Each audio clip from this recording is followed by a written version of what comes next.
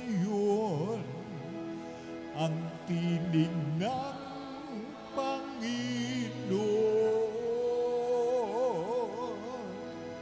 sa loob na mahinahon.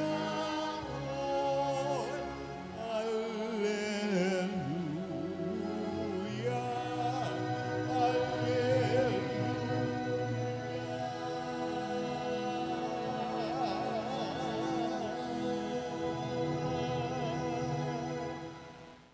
Sumainyo ang Panginoon. At sumaiyo rin. Ang mabuting balita ng Panginoon ayon kay San Mateo. Papuri sa iyo, Panginoon.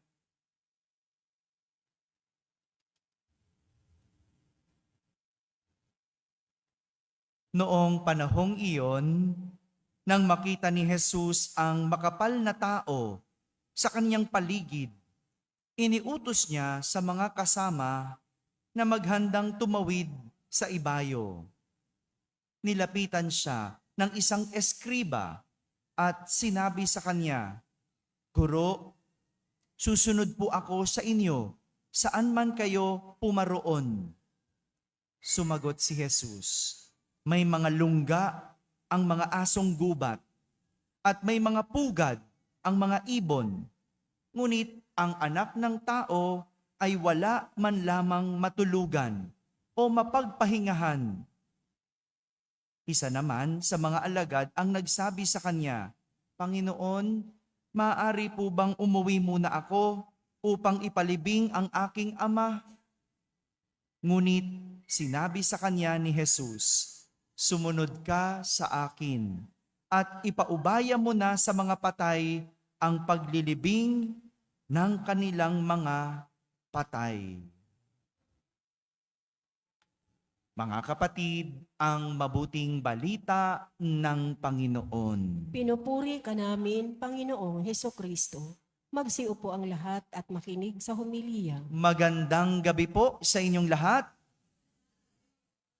Magandang gabi sa mga nasa barangay, sa mga nasa tahanan na nagsisimba via online at sa lahat ng nasa abroad. Kasama po kayo sa aming banal na pagdiriwang dito sa ating parokya. Kung mayroong isang tinuturo si Jesus sa ating ebanghelyo sa araw na ito ay ang pagpapalit ng uri ng pamumuhay. Pagpapalit ng uri ng pamumuhay. O sa Ingles, change of lifestyle. Sabihin nyo nga po, lifestyle. Ano nyo ba ibig sabihin nun? Hello? Sinabi ko na kanina, di ba? Uri ng pamumuhay, no? Lifestyle, no? Halimbawa, anong lifestyle? Yung ikaw ba yung palainom? Di ba? Kanina si tatay, nag-uusap kami tungkol sa bisyo. Yung lifestyle yan eh. No? Yung bisyo, yung sinasama mo sa buhay mo. Yung gabi-gabi na lang iinom ka. Yan, lifestyle. Ano pang lifestyle? Yung kada umaga, nakikipagchismisan ka. Yan, no? Lifestyle, no? Yung hindi pwedeng lumipas ang umaga nang hindi ka nakipagpulong. Kala mo naman kung anong pinag-uusapan ng mga ng mga nanay sa kanto, no? Yung laging lifestyle, no? Ano pa? Yung lagi kang nag-aaral, no? Yung pag-uwi sa bahay, buksan agad ang aklat, gawa agad ng assignment. Yan, lifestyle, no? Pero sa pagkakataong ito, tinuturo ni Jesus ang pagpapalit ng uri ng pamumuhay. Pinakilala ni San Mateo sa ating ebanghelyo ang isang eskriba. No? Alam niyo po ba kung ano ang isang eskriba? Scholar of the law. Scholar. Ano ibig sabihin pag scholar? Matalino, 'di ba? Magaling, no? Alam lahat, madaming alam, no? 'Di ba? Ganyan ang mga scholar, 'di ba po? Ito, ang isang eskriba, matalino. Alam lahat ng batas. Sinusunod ang batas. Kabisado ang batas. Siguro, iniisip ng scholar na ito, ng eskriba na ito, na isang ordinaryong guro lang si Jesus, na kung saan pwede niyang sundan-sundan kahit saan. No? Kasi sabi niya, no, susunod po ako sa inyo, saan ka man pumunta. Akala niya, pwede silang magpalipat-lipat lang ng lugar. No? Ganun ang pagsunod, di ba? Yung parang buntot. No? Yung bubuntot-buntot ka. Pag pumunta sa palengke, punta ka rin sa palengke. Yung pag pumunta ka naman doon sa barangay, punta ka sa barangay. No, pero para kay Jesus, hindi ganun ang pagsunod. Hindi pagbuntot, hindi pagsama sa kung saan man siya pupunta. Pero para kay Jesus, iba ang pagsunod.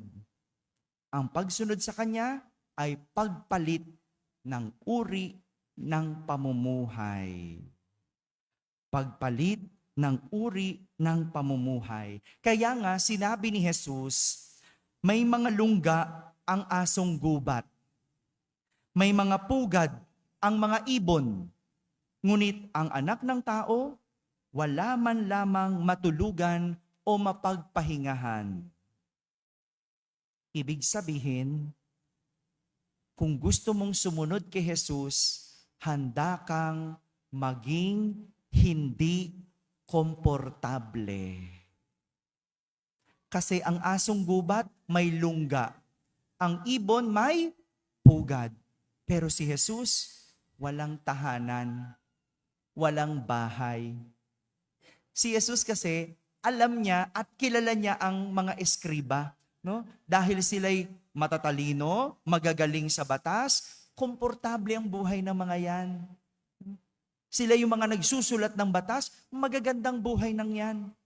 Kaya sabi ni Jesus, kung gusto mong sumunod sa akin, iwan mo ang iyong komportableng buhay. Kaya mo ba yon? Hello? Kaya mo bang iwan ang iyong uri ng pamumuhay para sumunod kay Jesus? Ito yung magandang tanong. Magandang tignan sa ating sarili. Yung simba ka ng simba, pero paglabas, palamura. Lifestyle din yan eh. Yung mura ng mura, no? Yung nakasanayan mo, no? Handa ka bang palitan yaan? Kaya mo bang isuko yaan? Yung simba ka ng simba, pero pag uwi mo, lagi kang galit. Laging ang init ng ulo mo. Ha? May ganun, no? Yung kakadasal mo lang, pag uwi mo, nakita mo lang magulo ang bahay, ayan na. Simula nang mainis. Simula nang magbunganga. Kaya mo bang palitan yaan? Hindi kasi pwede eh. Hindi pwedeng sunod tayo ng sunod kay Jesus pero magagalitin. Hindi marunong magpatawad. Hindi nagpapakabait. Walang iniwan yan sa gusto mong makatapos ng pag-aaral pero ayaw mong mag-aral. Walang iniba yan sa gusto mong humaba ang buhay pero ayaw mong iwan ang bisyo. Hindi po ba? At ang pagsunod sa Diyos, laging hindi komportable. Laging mahirap. Laging may struggle. Mga kapatid, ito po ang tinuturo sa atin ni Jesus. Ang pagsunod sa Diyos, kailangan papalitan mo ang iyong uri ng pamumuhay. Mahirap, mahirap. Masakit, masakit. Pero sa huli, gagawin kang komportable. Tingnan mo, yung mga iniwan ang bisyo, o tingnan mo, buhay pa. No? Si tatay, tinatanong ko, ilang taong ka na? 74. No? Na pinag-uusapan namin kasi yung namatay. No? Ilang taon yung namatay? 70. No? Tinanong ko, may bisyo ka ba? Iniwan ko na, Father. Dati, tingnan mo, 74. No? Kaya kung gusto natin humaba-haba ang buhay, palitan ang lifestyle. No po? At ganoon din, kung gusto nating talagang makasunod sa Diyos, iwan ang lumang uri ng pamumuhay. Mga kapatid, ang pagsunod kay Jesus ay nangangahulugang pagiging katulad ni Jesus. Ito ay hindi pagbabago ng lugar dahil sa sinusundan, kundi isa itong pagbabago ng uri ng pamumuhay. Amen. Amen.